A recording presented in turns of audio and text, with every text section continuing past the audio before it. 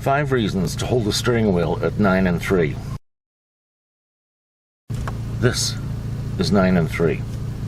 Hands horizontal as far apart as they can be, centered, 9 and 3. And the reason for this is, well, there are many reasons, at least 5. With your hands in this position, and the steering wheel at the correct height, seat adjusted properly, arms bent slightly, you can make very, very small and very precise steering movements. Not only can you make very small, precise movements, but you can make larger, precise movements. Very smoothly turn the steering wheel to a much sharper angle. And you can even go further, like this. You'll notice now, hand at the bottom is loose. I've turned the wheel half a turn. That's a lot of steering. That's a slow parking lot type of maneuver. At higher highway speeds, you will never turn the steering wheel this much. Hand is loose at the bottom, and as I bring it around, I pick up that 9 and 3, and that works in either direction. Turn the steering wheel a small amount, even like this. It'll change the direction of the front wheels, and you'll look at that space that's over there, point the steering wheel in that direction, and the car will go through your space. The advantage of this is that at all times, even if your steering wheel is over here, front wheels are turned significantly, you always know where straight ahead is, because you can just put your hands back to where you started and the wheels are straight ahead, and you won't lose track of where the wheel is.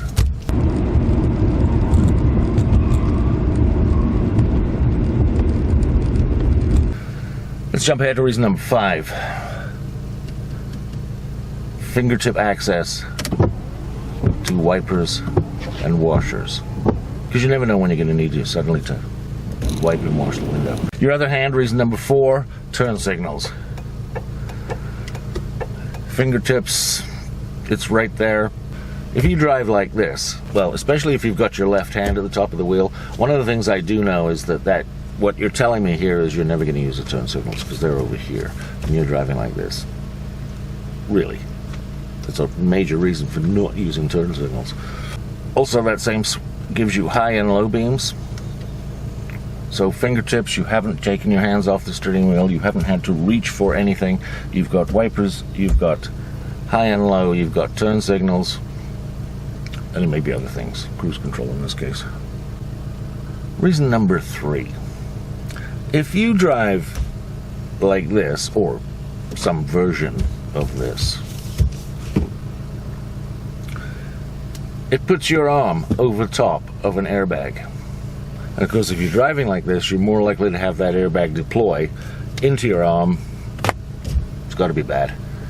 So by keeping your hands at 9 and 3, they're as far away from the airbag as it's possible to be during normal driving. Now, sometimes you're going to be across the wheel, but that's very rare. Small amounts of steering will get you around, like this amount of steering.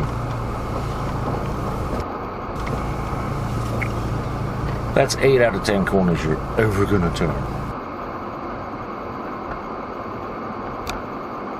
Now, if your car is bigger and the turn is tighter, you know, you may need more. But the important point here is that 9 and 3 will be most of your driving time. If you're driving down the highway, you've got more than enough steering. I mean, the amount of steering it takes to change lanes on the highway is very small. Reason number 2. This might be fairly new. If you don't have your hands here, 9 and 3,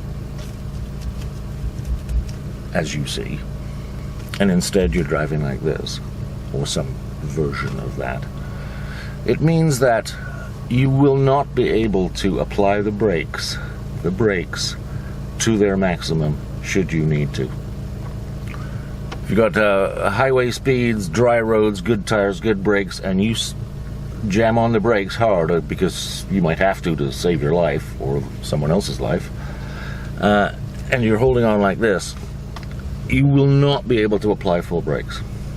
Can't be done. You'll sump forward, you'll be, even with seat belts on, they'll snug up, but your head will be tilted forward. You'll lose track of where the car is headed, and you'll give up the opportunity to make another steering maneuver along with your full-on brakes. Now, I know this is a problem because I have taught north of a couple of hundred people how to use their brakes to the full, and I can assure you that absolutely nobody gets it right first time. No one. Ever. If you haven't practiced, well, that'll be a future episode. Further proof that most people can't stop a car as quickly as it could be stopped is a new feature that manufacturers have come up with using more or less existing components, and that is computer-aided braking. It may have other names, but essentially what's happening there is that the computer that runs the car and the braking system, the anti-lock brakes, recognizes that you've given the brake pedal a fairly good stomping, but it also understands that it could do more. So it switches on the anti-lock brake system pump and does the braking for you. It jams on the brakes that you can't do because you're... So full on, well, that'll be a future episode, don't worry, keep watching. So that's reason number 2. But number 1, of course, is the ability to precisely and smoothly change direction of the car by turning the steering wheel, looking at the space, the front wheels turn with the steering wheel, and you drive through that space. And that is how you drive a car. Or at least, that's how you should teach your 16-year-old to drive.